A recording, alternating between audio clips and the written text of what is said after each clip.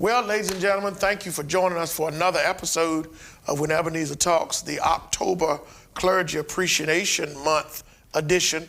And I am delighted to have one of my new friends, Pastor Ricky Rouse, the pastor of the First Baptist Church, Cape Charles. Pastor Rouse, thank you for allowing us to come down to this beautiful, historic sanctuary that smells really good. I don't know who does the cleaning, but can y'all please give me her number because I want to talk to them. Best smelling church I've ever been in my life. Pastor Rouse, thank you for allowing us to come. Tell us a little bit about yourself. Well, first of all, thank you for allowing me to be here on your podcast. My name is Ricky Rouse Jr., born and raised in Virginia Beach, Virginia. Been in church all of my life. I'm a church kid. Never particularly saw pastoring necessarily as my end goal, but I just always have had a love for the church, a love for God's people and working in the church. And that has just kind of led me to where I am today. Okay, and then let me tell y'all something that I've learned about Ricky Rouse, and I'm gonna call him Ricky Rouse because that's just what I do. He is a pastor's friend. If he knows you, and he knows it's your anniversary, if he knows it's your revival, you are not gonna be surprised when he comes through the door. He's gonna be a pastor supporter. Ever since I met him, that's the type person he is. So tell us, how did you go from minister Ricky Rouse, licensed at Union Baptist Church, Virginia Beach, to Pastor Ricky Rouse of First Baptist Church, Cape Charles? Tell us about that journey. All right. Well, it's kind of an interesting journey. All right. So in the beginning, when I was first called or heard the call of God, was in 2008. And I gave that to my pastor at the time, W. Samuel Walton. Spoke to him about it. He was jubilant and, jumped right in with trying to mentor me and giving me books to read and all the things that a pastor would do. That was in August of 2008. And to my surprise and everybody else's, in May of 2009, he's unsuspectedly passed away. So I got mad with God and everybody else. I said, you're going to take my pastor from me. I don't want to do this no more. So that kind of just put the fire out on that for a little bit. But around 2014, it started coming back. God reminded me that he was not mine, he was his. And I should just be grateful I had the time with him that I did, which I am. I'm still living off of those life lessons now. So in 2014, the call started coming back, but it wasn't until 2017, 18 before I actually was licensed in the gospel after leaving my home church, Union Baptist, and going to Mount Olive Baptist, where Jason Knight is the pastor. Okay. So you went into ministry at Union under the late Dr. Walton, transferred your membership, Mount Olive under Dr. Knight, and now, as God would see fit, you're on the Eastern Shore in the city of Cape Charles, town of Cape Charles, pastoring First Baptist Cape Charles. How has that transition been for you? It's been interesting. Okay. We know that this is a God move because nothing about this says Ricky Rouse at all. Okay. I had no problem playing second fiddle to my pastor or any other pastor. As you said, I've always been a great supporter of pastors. Yeah, I'll do whatever I can to help any church or any pastor. I don't have to be in the driver's seat. But this guy named Palmer Buntton called me and told me there was a church on the Eastern Shore that needed somebody to fill in because the pastor retired. And I willingly accepted to come. And that coming led to coming once or twice per month over a course of about 18 months. That's right. And, as you say, here we are, the rest is history. The rest is history. So I knew that was a God move because I was not particularly on my own looking to pastor. And if I was, I definitely wasn't looking to pastor on the Eastern Shore. Yeah. An hour away from my home. Yeah. So God was in the midst, and you were one of the persons he used to make it happen. I haven't done anything. The church was looking for someone to fill in. I knew preachers, I knew pastors. They gave me names I'd already met. I think I'd already met you. I met you one time. Yeah, we had met one time. I had him working at BGC. And I just said, hey, I'm going to put his name out there. And to my surprise, First Baptist Cape Charles kept calling him, and here we are. We just left last month. I think it was in September. Yeah, just about a month ago. We just left his installation service, and he's now full-time pastor. We're sitting here in the church, and he's now leading. And I can't say enough about how proud I am of you. If you want to see a humble pastor, a pastor who loves God's people and just loves ministry, here is the epitome of what that looks like in Ricky Rouse. So tell us about your family. You're married, and your parents are very, very supportive of your ministry, and your dad and you will run a business. Tell us about the business. All right. My father started Ritz Concrete Incorporated in 1999, June of 99. Okay. He got into the concrete business because he drove a concrete mixer for 13 years, and after going on the jobs, he figured I can do this myself. So for 1 year, June of 99 to June of 2000, he kind of did it part-time on the side. And then in June of 2000, he decided he was going full-time. So here we are, 26 years later total, that the business has been around and it's doing well. And to God be the glory, because that's another thing I didn't see coming for our family, but it's been a blessing for us. And it has, has provided for our family and many in the community that we've been able to touch through having our business. Yeah. So what do you like to do other than preach and lead folk? And cook? He can cook. Do you hear me? And y'all know I don't eat everywhere, but I've eaten his cooking, preaching for Jason Knight the other week. A phenomenal cook. First Baptist Cape Charles, I implore you to plead with your pastor to cook you a meal one day. He can burn, I'm telling you. Tell us, what does Ricky Rouse like to do when he's not in the pulpit, when he's not pouring concrete, when he's not forming up a place to pour concrete? What does Ricky Rouse like to do? I'm really a chill, laid back kind of guy. So, I like to travel. When the opportunity comes to travel, I like spending time with family and friends. And that's pretty much it. Play some spades, hang out with my closest friends. Okay. Sit around, chat and chew. Okay. That's kind of my thing. I don't got to go out and get into nothing or anything. I could be at the house with good company, having a good time, and I'm good with that. What are some challenges, because you are 30 days, 45 days old as a pastor, but you've been coming here for about 18 months, and you've been serving this church. What kind of challenges, if any, have you faced leaving from the city, coming to the country, the mindset of the people, and just being in a different atmosphere from Mount Olive and from Union to a smaller setting in a rural area? What are some challenges that you've had to try to work with and work through? I would say, first of all, it's been pretty good so far. We're That's still, good. as they would say, in the honeymoon stage. Oh yeah, New Brunswick swing. But so far, anything I've put out, anything I've tried to do, the church has been extremely supportive, 1,000%. We've been able to do some great things. We've been able to feed the elementary school, Kipton Peak Elementary. When I first came, it was Teacher Appreciation Week. So for that week, we fed the whole staff of Kipton Peak Elementary. We're getting ready to do the same for Northampton County High School. So the Thursday before Thanksgiving, we'll be serving the whole staff of the school with Thanksgiving dinner. Trying to make connections with the school, with city council, with different areas so that people will know we're not just a cute little church on the corner, that we actually are trying to be God's hands and feet in the earth. So far they've been very supportive of that. I would just say that, because the population is not as robust, finding ways to be creative, to get people in the door, to continue to work. Because, have a lot of ideas, and maybe people here are very supportive of those ideas, but you need people to run with the vision. Yeah. So having some younger people that can run and put the things in place that need to be put in place. So we're hopeful and believe in God that in time that's going to happen. And said we're just getting started.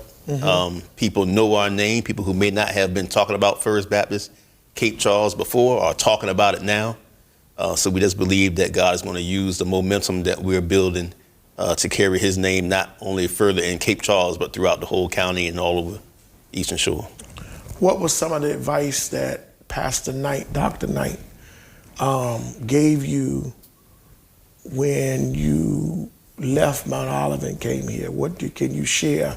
What was the encouragement? Because you are friends with some of the most prominent pastors in the 757 and probably beyond.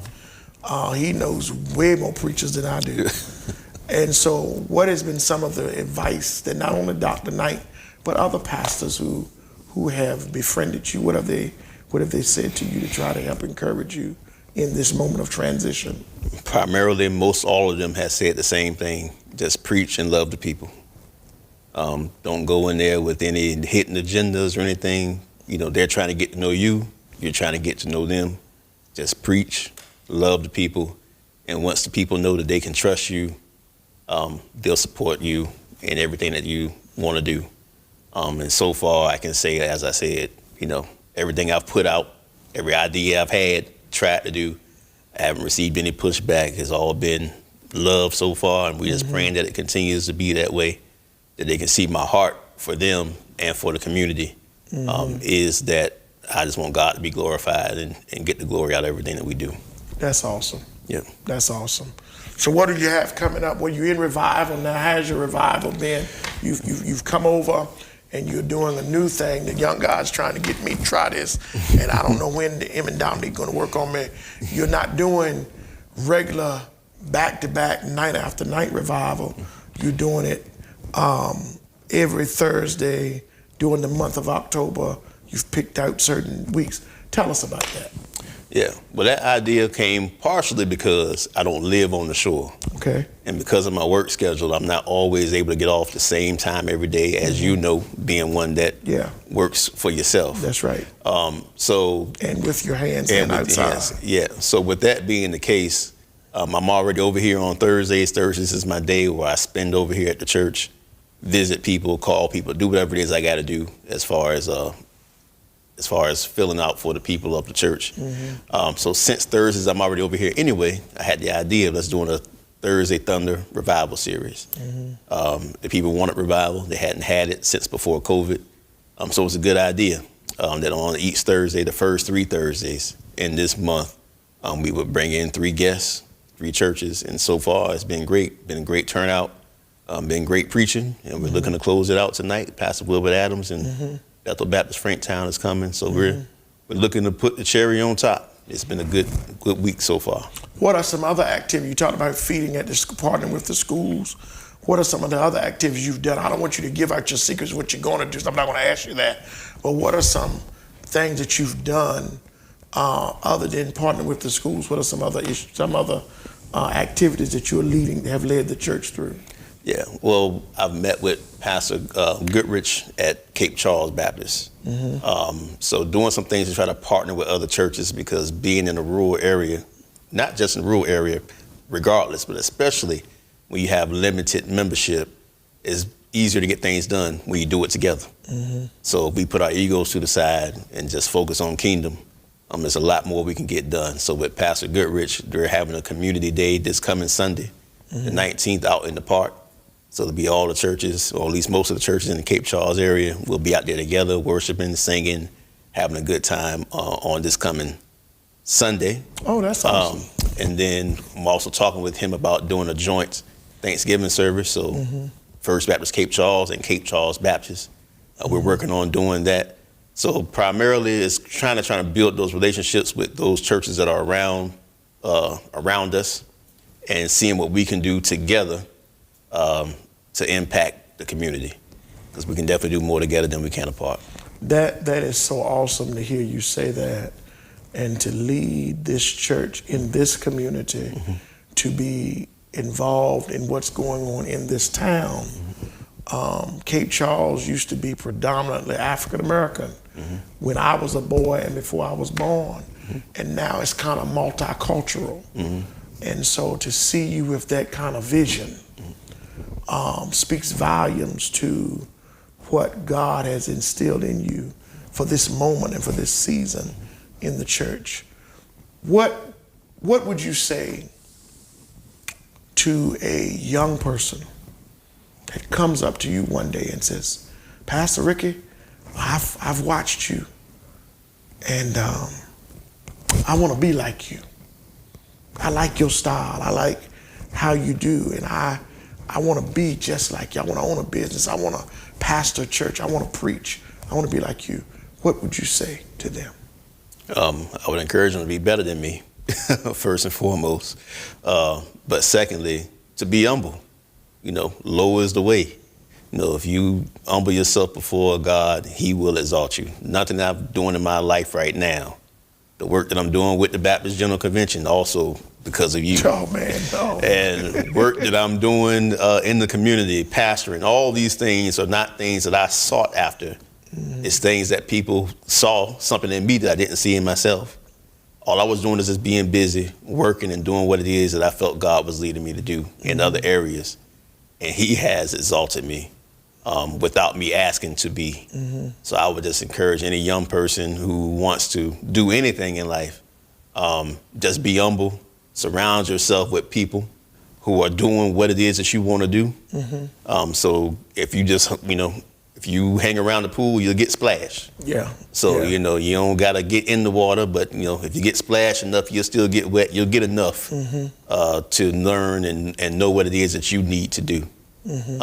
So that would be my advice. Just stay humble and watch the company you keep. Got you. Yeah. Got you. I want to close with this question. You've gone from Minister Ricky Rouse to Pastor Ricky Rouse, which means you're not preaching 1 or 2 Sundays a month. Now you're preaching every Sunday of the month. How has your sermon preparation / study habits, how has it changed, if at all, going from 2 or 3 Sundays a month to every Sunday? What are you doing different, if anything, to sermonically prepare to stand before God's people? Prayer. Not that I wasn't praying before. Oh, you're praying more now. Oh, but definitely praying more now, asking God what it is that he would have, because you're not just coming in to give a quick sermon, a quick pick-me-up kind of sermon. Now that you're pastoring, you got to really see what the needs of the congregation are. Ask God to help you, give a word that's going to speak to the needs of the people as a whole, not just an in and out kind of situation. So right now I'm praying for a sermon series that we're probably going to start. Of course, Thanksgiving and Christmas is easy, so we'll do a thankful series in November. We'll do Advent, of course, for the month of December. But I'm praying now that by the time January gets here, I'll have somewhat of a clear vision as to how I'm going to approach 2026. Right now, I'm being led to the Psalms. So I'm thinking about doing a series in the Psalms to carry us through the whole year of 2026. Wow. So you're telling me you're thinking about preaching Psalms? All year long. All year. So that's what's on my mind right now. I'm waiting for God to settle me on what it is we're going to do. But it's enough in there to carry you through the year probably and beyond. So I preached it one summer, a couple summers ago. The whole summer, June through, I think it was Memorial Day through Labor Day. And I don't doubt I don't doubt at all that you can't preach it for 52 Sundays out of the year. Pastor Ricky Rouse, thank you so much. I pray God's blessings upon your ministry, upon your life, upon your business. What do you want to say to the people out there? I would just say thank you all for loving me, for accepting me. Thank you for every kind word, expression of love. I'm happy to be here, doing everything I can as God leads me to lift him up and to bring glory and honor to his name. So I just want to say thank you. And for those who may not know who I am or know much about us, check us out. We got a website now, so check us out on the website, fbccc501.com, fbccc501.com. Check us out. We'll try to keep it updated so you can see the happenings of what's going on here at First Baptist and what we're getting into. And we invite you to come stop by and support us in any way that you can. Much love to you all. God bless you. Yes. Listen, I've enjoyed talking to you. Thank you so much. Ladies and gentlemen, this has been another episode of When Ebenezer Talks. God God bless you. As I said last week, this is Clergy Appreciation Month. Do a ceasefire for 30 days with your pastor. If you and your pastor not getting along, you're having a little disagreement, do a 30-day ceasefire. Do something nice for your pastor. Let him or her know that you appreciate the sermons, you appreciate the teachings, you appreciate the prayers. This is the time, which we should do it all year, but since October's set aside especially for Clergy Appreciation, do something nice for your pastor. Let them know you really appreciate the sacrifice that they make to lead you closer to Christ. I'm Palmer Buntton. You've just been with another episode of When Ebenezer Talks. May God bless you. Have a wonderful evening. God bless you and good night.